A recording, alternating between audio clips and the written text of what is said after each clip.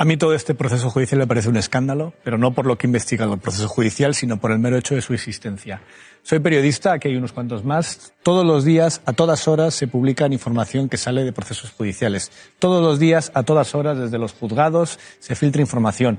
Nunca se investiga y nunca, desde luego, se hace con la contundencia, con la celeridad y con la forma, incluso aplicando, en fin, medidas propias de investigaciones de crímenes de narcotráfico, con la que se está investigando este caso. Para mí el escándalo es que hablemos del fiscal general del Estado y no del ático donde vive Isabel Díaz Ayuso, porque recordemos que de la investigación judicial que está en curso en los juzgados de Madrid se está investigando 2 presuntos delitos fiscales, un presunto delito de falsedad documental y desde ayer se está pidiendo también que se investigue un delito de fraude y de corrupción en los negocios. Porque hablamos de que hay un ático, hay 2 casas en las que vive Alberto González Amador y su pareja, que es la presidenta de la Comunidad de Madrid. La primera la paga Alberto González Amador tras el fraude fiscal. La de arriba la paga una empresa que no se sabe quién es el dueño, que el abogado que está ahí como administrador resulta que es el abogado de Alberto González Amador, que la usan los dos y que pedimos muchas explicaciones sobre la casa de la pareja de Ábalos, por ejemplo. Pero ¿por qué no pedimos las mismas explicaciones sobre la casa donde, insisto, vive la presidenta de la Comunidad de Madrid? Todo aquello es bastante escandaloso.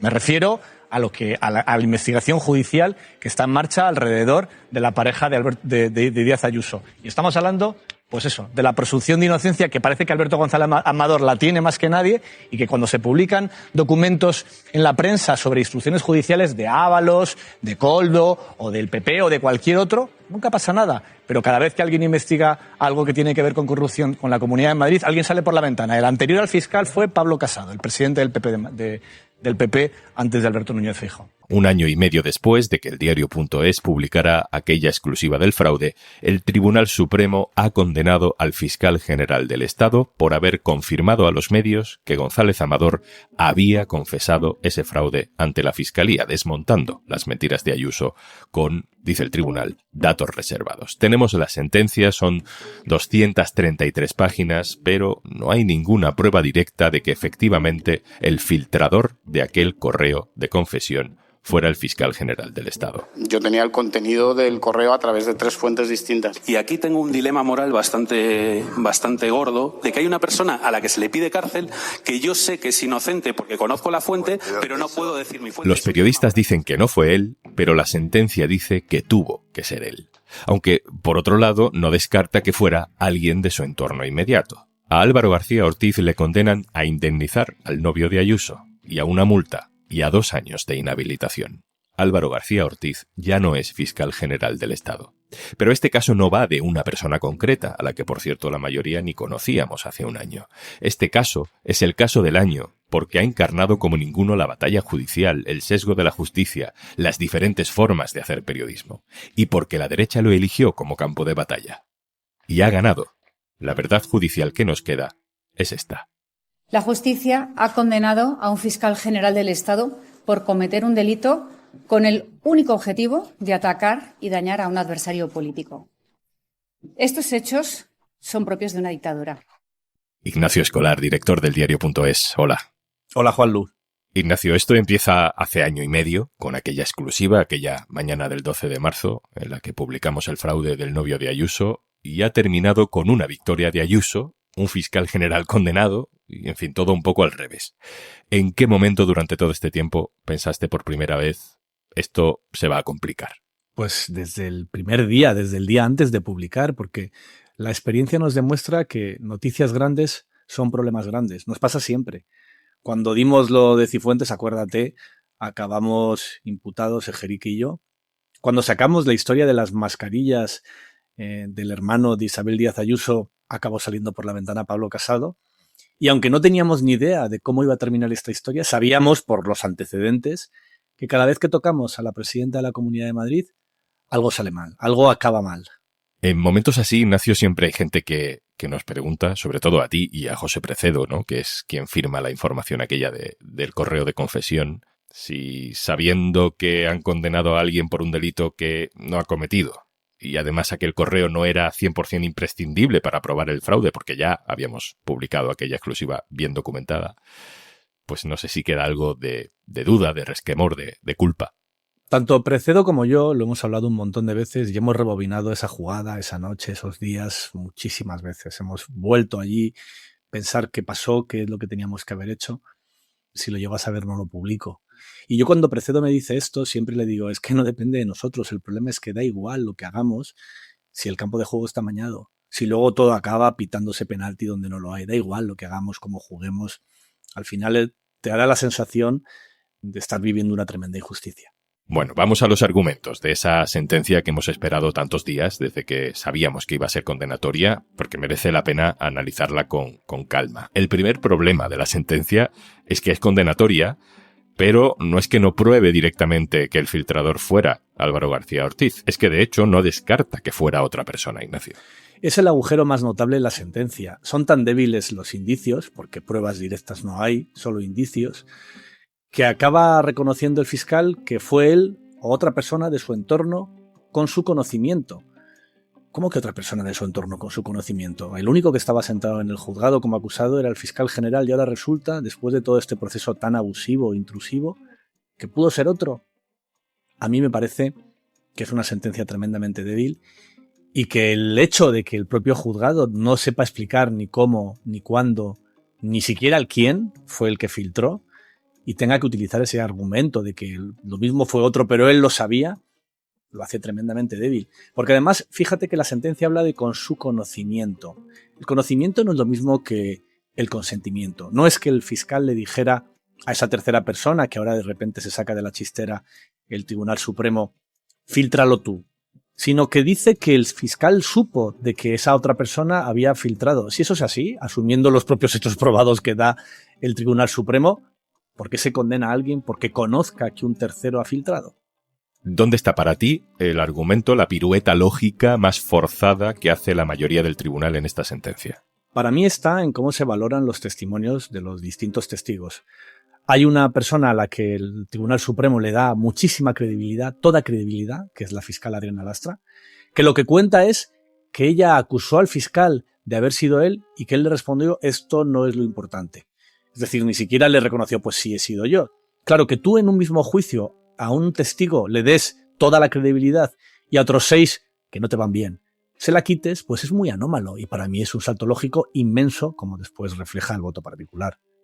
Vamos a escuchar otras voces en este capítulo de juristas, de magistrados, ahora que mencionas el voto particular, es decir, esas dos juezas del Supremo que han dicho no estamos de acuerdo con esta condena. Vamos a escuchar una nota de voz que le hemos pedido a una jueza progresista con experiencia, también por cierto como víctima de un lawfare que acabó en nada. Victoria Rosell. Hola, Juanlu. Yo recomiendo encarecidamente la lectura del voto particular de las magistradas Ana Ferrer y Susana Polo. No es que discrepen en matices, es que es un delito para 5 magistrados del Tribunal Supremo y es un deber legal ante el desmentido de un bulo para 2 magistradas del Tribunal Supremo. Dice que, por lo tanto, las inferencias tan abiertas de la sentencia mayoritaria vulneran la presunción de inocencia del ex fiscal general del Estado y explican que la prueba indiciaria debe sustentarse sobre una base fáctica contundente. Y respecto de los periodistas, dice que no acuerda la sentencia mayoritaria deducir testimonio contra los periodistas pese a no creer sus afirmaciones, que no lo dice expresamente, pero el voto particular sí, porque sus testimonios de descargo no han sido valorados y que el secreto profesional para los periodistas es un deber ético. El respeto por la ciudadanía y los demás poderes públicos al Poder Judicial es muy necesario, pero tiene que ser mutuo. Hablemos de periodismo. Este juicio ha sido un poco incómodo para nosotros como periodistas porque hemos tenido compañeros que efectivamente han tenido que declarar como testigos. 5 de ellos, los que llegaron a publicar el correo de confesión, negaron ante los jueces que la fuente fuera Álvaro García Ortiz, el fiscal general. Me refiero a compañeros como Miguel Ángel Campos, de la cadena SER, Alfonso Pérez Medina, de La Sexta, José Manuel Romero, entonces en El País y ahora en el diario.es, y nuestros compañeros Marcos Piñeiro y José Precedo. Todos dicen que no fue el fiscal quien les filtró el correo y que lo conocían el correo antes de que le llegara al fiscal. La sentencia se empeña en que de alguna manera el fiscal general o alguien de su entorno le pasó el correo al menos a la cadena SER, que fue la primera en citar su contenido. Recordemos. Información a la que ha tenido acceso la cadena SER, correo electrónico de Carlos Neira, el abogado de Alberto González, en el que se observa que es la propia defensa del novio de Ayuso quien propone a la Fiscalía de Madrid un pacto, un acuerdo de conformidad para saldar esa deuda con Hacienda. La sentencia dice que Miguel Ángel Campos entra en directo probablemente después de hablar con el fiscal general del Estado. Pero eso no está probado por ninguna parte. Se aferran a una llamada que le hace el periodista al fiscal, pero en esa llamada salta el buzón de voz. No hay ninguna conversación. Pero la sentencia dice que esa llamada indica que seguramente hablaron de alguna manera. Y esto dijo Miguel Ángel Campos en el juicio. Y ha dicho lo que son fuentes y lo que no son. Esto es el fiscal general del Estado, que no es mi fuente. Ignacio, ¿al Supremo le da igual lo que dice Miguel Ángel Campos, lo que dice José Precedo, o José Manuel Romero, o Alfonso Pérez Medina? Todos los periodistas que han declarado han dicho que no fue el fiscal general. Aquí hay dos opciones. O creen que nos hemos montado una mentira coordinada, no solo para proteger la fuente, sino para inventarnos una realidad paralela, o nos creen, pero les da igual. En eso la sentencia también es contradictoria, porque en unos párrafos elogia la labor de los periodistas y su rigor y no sé qué, y luego después, a renglón seguido, evidentemente no nos cree, pero tampoco deduce testimonio por falso testimonio contra ninguno de los periodistas que declararon. Es algo bastante contradictorio. Se aportó, y fue ignorada por el tribunal, documentación que probaba que en las redacciones de Madrid estaba circulando la información de la confesión de Alberto González Amador y de su abogado antes de que lo tuviera el fiscal general.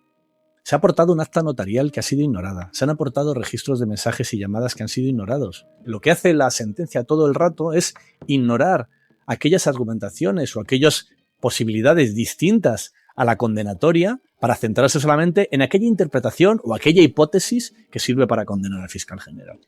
De hecho, la sentencia recupera un elemento que había sido descartado como delictivo al principio de este proceso judicial, la nota de prensa. Ya hablamos de ella en el capítulo anterior. A la mañana siguiente de que Miguel Ángel Rodríguez difundiera por los medios que la Fiscalía no veía tan grave lo de González Amador y que de hecho le había propuesto un acuerdo para pagar una multa y poco más, pero que el gobierno lo había impedido, o sea, la teoría de la conspiración, la Fiscalía después de eso hace una nota de prensa para decir que eso es mentira. Y que como ya habían publicado varios medios, de hecho era al revés, que González Amador había reconocido los delitos. Sobre esto escuchemos otro análisis, el del profesor de Derecho y exletrado del Tribunal Constitucional Joaquín Urías. Hola Juanlu, ¿qué tal? Mira, la sentencia contra el fiscal general en verdad es una sentencia donde hay mucho ruido y pocas nueces. Y la otra parte importante de la sentencia es que considera delito la publicación de la nota de prensa. Eso jurídicamente es una barbaridad, porque hay un delito que consiste en divulgar datos que tú tengas reservados, pero divulgar significa dar a conocer algo que no se sepa. Y si la nota de prensa no transmitió a la sociedad ningún dato nuevo que no fuera conocido, es imposible decir que es divulgación. Eso lo consideran delito porque de la nota de prensa sí que sabemos quién es el autor, que es el fiscal, que él lo reconoció. Entonces, una manera de encontrar un autor para algo convirtiéndolo en delito. El resto es esencialmente relleno. Ignacio Escolar, vuelvo contigo. Es cierto lo que nos dice Urías, ¿no? Como en la sentencia no queda claro quién filtró el correo, como eso queda un poco desdibujado, pues le han añadido otro ingrediente a modo de indicio que se había descartado al principio de este procedimiento, y es eso de que la nota de prensa, bueno, pues envió desde la Fiscalía y que es delictiva de alguna manera. Sí, esto es todo bastante alucinante, porque para empezar contradice la propia jurisprudencia de Manuel Marchena y de los demás jueces del Supremo, que en anteriores sentencias han dicho que algo que se cuente cuando ya no es secreto no puede ser una revelación de secretos. Pero es que no solo es eso, es que cuando el juicio llegó al Tribunal Supremo, hubo unos jueces del Tribunal Supremo, la sala de admisiones, que decidió si lo investigaban. Y ellos dijeron, por unanimidad en ese momento, que accedían a investigar al fiscal general del Estado, pero no por la nota de prensa, porque decían, pues esto mismo que ha dicho la jurisprudencia del Supremo en otras ocasiones, que no había nada en esa nota de prensa que fuera delictivo porque el secreto ya se había revelado antes en los medios de comunicación. Claro, de repente el Supremo en el último momento decide que no, que ahora la nota de prensa sí vale. Es de los puntos más débiles, en mi opinión, de esta sentencia. Aquí estamos hablando de cómo un fraude fiscal ha desatado una operación que acaba políticamente con un fiscal general del Estado. Lo hablábamos en el capítulo anterior, ¿no? Es una maquinaria que tiene cómplices. El Partido Popular, claro, Vox, Hazte Oír, el Colegio de Abogados, Manos Limpias, el jefe de gabinete de la presidenta, la investigación un poco selectiva de la UCO, la mayoría conservadora del Tribunal Supremo. Ignacio, si esto es una injusticia, ¿qué es para ti lo más grave que ha ocurrido desde que publicamos aquella noticia? Para mí lo más grave es que se valida una forma de actuar que es la mentira. Porque todo esto arranca por una mentira flagrante, no una especulación, como dijo el Tribunal Supremo, una mentira flagrante, que es cuando Miguel Ángel Rodríguez dice todo esto de que había una conformidad y se ha parado por órdenes de arriba, ¿no? Porque hace mucho tiempo que vivimos en un mundo donde la mentira es la herramienta más potente de la mala política. Es la herramienta más potente de la extrema derecha. Pero ahora ya la mentira se ha convertido en la herramienta más potente en los tribunales. Y eso para mí es una lección demoledora para toda la sociedad. Ignacio, vamos terminando. No sé si crees que esta sentencia refuerza, da validez a otros procesos que los expertos siempre nos dicen que no, eso no puede acabar en condena. Y pienso en el caso Begoña Gómez, pero también en otros casos que estén por venir. Aquí lo que ocurre es que de repente nos estamos encontrando con una justicia que ya no es previsible desde el punto de vista legal o jurídico, pero siempre es previsible desde el punto de vista político. Y todo esto se explica porque hay un gobierno que una parte de la sociedad considera ilegítimo porque pactó con los independentistas, y hay una reacción de cuerpos del Estado por algo que en tiempo se llamaba razón de Estado contra ese gobierno al que le están aplicando cosas que no figuran en la ley. Yo creo que esto no empezó con este juicio. Para mí empezó con esa decisión, en mi opinión, descabellada del Tribunal Supremo de negarse a aplicar la amnistía a Puigdemont, y por eso creo que lo que ha ocurrido con el fiscal general es un aperitivo de lo que va a venir con muchos otros casos judiciales también muy endebles, y que además se mezcla con una situación de mucha debilidad del gobierno por otros casos de corrupción que estos sí son de verdad, como es el caso fundamentalmente de José Luis Ábalos y parece que también de Santos Cerdán. Esto es el 2026 que nos vamos a encontrar, donde además el calendario está tasado para que prácticamente cada trimestre tengamos otro juicio de estas características. En esta serie de Un tema al día hemos intentado resumir este año y medio desde aquella exclusiva. El fraude de la pareja de Ayuso sigue pendiente de juicio, esta sentencia del Supremo va a ser recurrida ante el Tribunal Constitucional y nosotros, Ignacio, seguiremos informando a pesar de todo. Seguimos informando y además ya os adelanto que en el diario.es estamos trabajando en muchísimos temas muy potentes de investigación, de esos que, como pasó cuando dimos esta noticia, sabemos que a lo mejor terminamos mal, pero que desde luego no nos vamos a rendir y vamos a seguir publicando la verdad. Ignacio Escolar, director del diario.es. Muchas gracias. Un abrazo, Juanlu.